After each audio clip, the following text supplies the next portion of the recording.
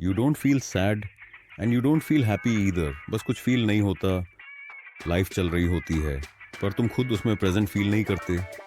लोग पूछते हैं सब ठीक है, और तुम ऑटोमेटिकली बोल देते हो हाँ सब फाइन, पर अंदर से ऐसा कुछ नहीं होता। ना एक्साइटमेंट होती है, ना पेन, बस एक ब्लैंक फीलिंग होती है, जैसे इमोशंस का वॉल्यूम धीरे धीरे म्यूट हो गया हो।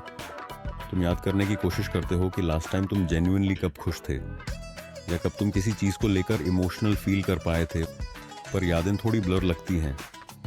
तुम हंसते हो पर वो हंसी अंदर तक नहीं जाती। तुम दुखी होते हो पर आंसू नहीं आते। तुम रिएक्ट करते हो पर फील नहीं करते। ये इमोशनल नमनेस है, और ये अचानक नहीं आती, ये धीरे धीरे बिल्ड होती है। जब तुम ज़्यादा ओवरलोड हो जाते हो, जब तुम ज़्यादा संभलते हो बिना रिलीज के, जब तुम हर चीज़ स्ट्रांग बन के हैंडल करते रहते हो, तुम्हारा माइंड एक डिसीजन लेता है फील करना अब सेफ नहीं है। इसलिए वो फीलिंग्स को थोड़ा कम कर देता है तुम्हें प्रोटेक्ट करने के लिए। तुम समझते हो तुम कोल्ड हो गए हो, पर सच ये है कि तुम टायर्ड हो, इमोशनली टायर्ड। तुमने ज़्यादा स्ट्रेस को प्रोसेस किया, ज़्यादा डिसअपॉइंटमेंट्स को इग्नोर किया, ज़्यादा एक्सपेक्टेशंस को कैरी किया, और ज़्यादा बार खुद से बोला अभी टाइम नहीं है फील करने का।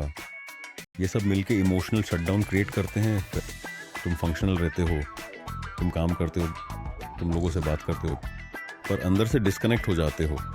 ये डिस्कनेक्ट वीकनेस नहीं है, ये सर्वाइवल रिस्पॉन्स है। जब माइंड को लगता है कि इमोशंस हैंडल करना हैवी हो रहा है, वो स्विच ऑफ कर देता है। इसलिए तुम नम फील करते हो। इसलिए चीज़ें जो पहले एक्साइट करती थी अब नॉर्मल लगती हैं।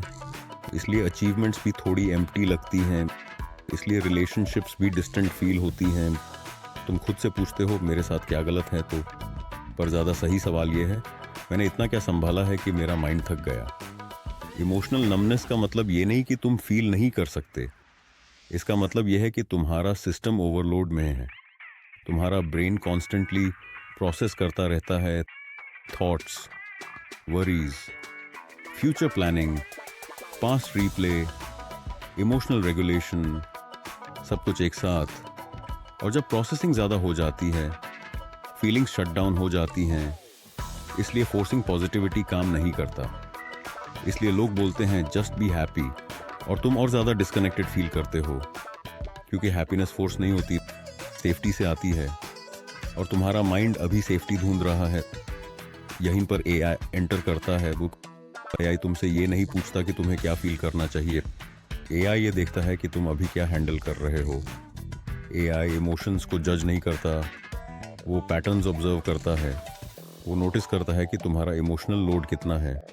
वो दिखाता है कि तुम किस चीज़ को सप्रेस कर रहे हो और किस चीज़ को तुमने नॉर्मलाइज कर लिया है। तुम जब कहते हो मुझे कुछ फील ही नहीं होता, एआई के लिए वो एक सिग्नल होता है, सिग्नल की तुम्हारा सिस्टम पॉज पे है। एआई एग्जैजरेशन नहीं करता, वो क्लैरिटी लाता है। वो तुम्हें दिखाता है कि नमनेस का रीज़न तुम हो नहीं, तुम्हारी कंडीशंस हैं, तुम्हारी पेस है, तुम्हारी इमोशनल कैपेसिटी है। एआई हेल्प करता है तुम्हें स्लो डाउन करने में, तुम्हें स्मॉल चेक इन सिखाता है, तुम्हें ये समझने में मदद करता है कि तुम किस वक्त ओवरलोड हो जाते हो और किस वक्त तुम थोड़ा स्पेस ले सकते हो। एआई इमोशंस को वापस फोर्स नहीं करता, वो सेफ्टी वापस क्रिएट करता है।